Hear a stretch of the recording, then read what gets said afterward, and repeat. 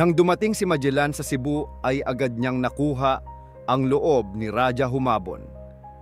Nang tumanggi si Lapu-Lapu na kilalanin ang kapangyarihan ng mga Espanyol, iminungkahi ni Humabon na si Magellan ang manguna sa pagpaparusa kay Lapu-Lapu.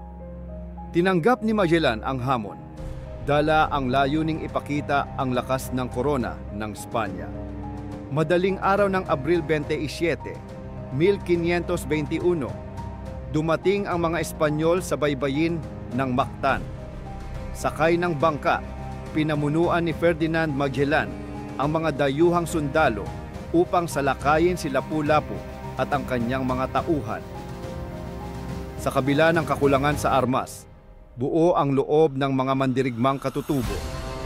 Hawak nila ang kanilang mga sibat, pana at kampilan. Handa silang ipagtanggol ang kanilang lupa at kalayaan. Nagsimula ang labanan sa dalampasigan dahil sa mababaw na tubig at batuhan. Hindi makalapit ng maayos ang mga Espanyol.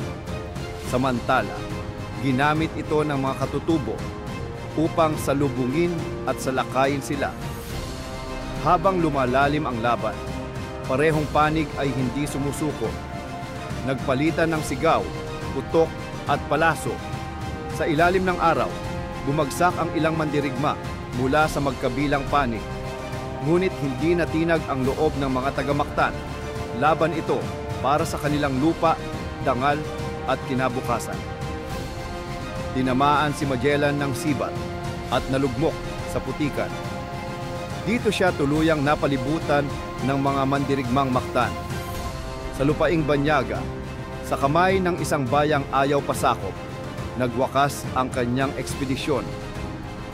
Matapos ang pagkamatay ni Magellan, umatras ang mga natirang sundalo pabalik sa kanilang barko.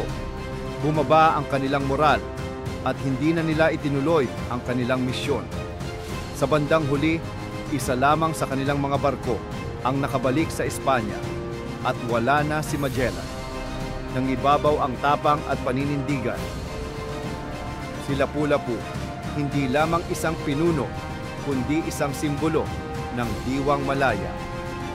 Sa araw na iyon, ipinamalas ng mga katutubo na hindi lahat ng bayan ay kayang sakupin.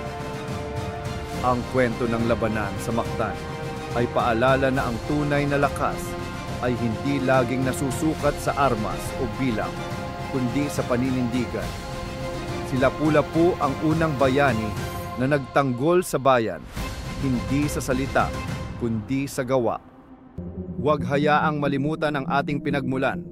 Sa kwento at kaalaman Pinoy, buhay ang kwento, buhay ang diwa ng Pilipino. Huwag kalimutang i-like, mag-subscribe at pindutin ang notification bell para sa iba pang makabuluhang kwento at kaalaman.